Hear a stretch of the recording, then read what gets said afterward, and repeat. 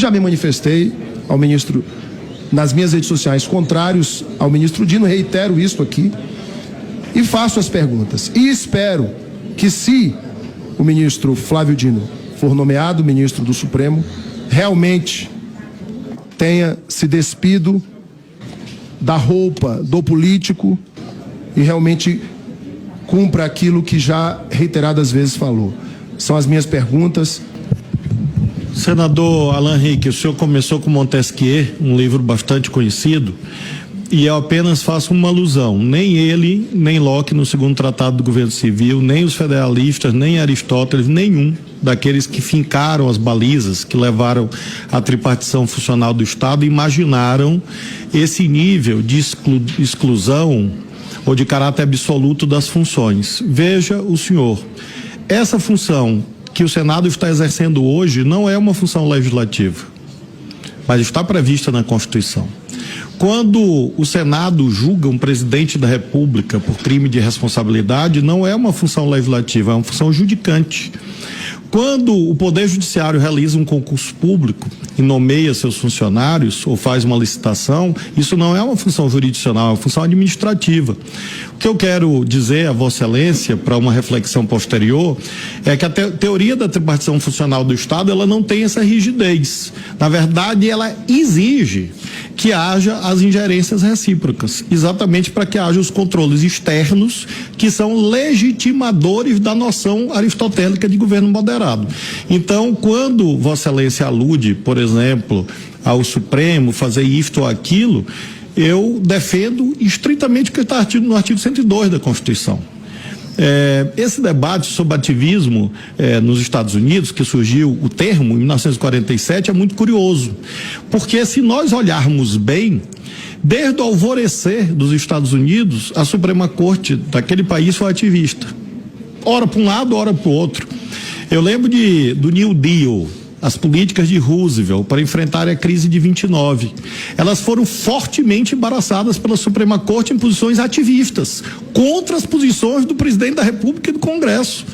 E foi um debate muito intenso nos anos 30 nos Estados Unidos, que definiu, inclusive, uma viragem hermenêutica, jurisprudencial que se deu nos anos 50 e 60 naquela corte.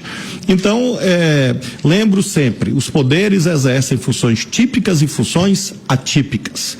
E por isso, claro, todo mundo deve seguir a regra do equilíbrio, que é a Constituição, e não uma rigidez metafísica que não existiu em nenhuma construção teórica e nem na prática, nem do Brasil, nem em qualquer outro país do mundo. Portanto, Vossa Excelência me pergunta sobre o ativismo. Eu já tive a oportunidade de aqui dizer, eu defendo a autorrestrição, a autocontenção, o estrito cumprimento da lei, da Constituição, porque essa foi minha prática. Quando eu fui juiz, 12 anos, agia assim, e não por bondade apenas que eu tenho, mas por compreensão de que um juiz não é eleito.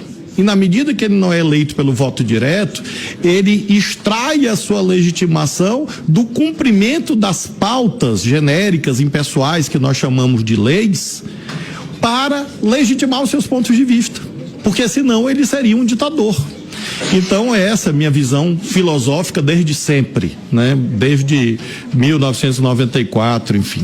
Sobre voto impresso, eu já tive a oportunidade de expor que a atual forma do voto impresso é auditável.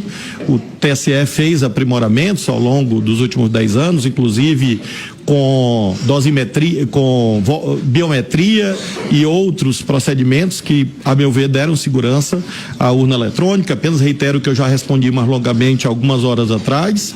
Em relação ao mandato, eu também respondi apenas de modo sumário em homenagem a Vossa Excelência. Lembro que a aposentadoria compulsória é uma espécie de mandato e que, evidentemente, é legítimo que o parlamento debata outros mandatos, assim como em algum momento esse Congresso estendeu o mandato. No momento em que mudou a aposentadoria compulsória de 70 para 75, o que fez? O Congresso Nacional, este Congresso, fez com que o magistrado nomeado aos 45 anos fique 30 anos na Suprema Corte.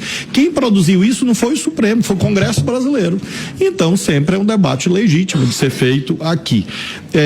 Em relação também ao sigilo do voto no Supremo, não. Eu aludi ao sistema per curia.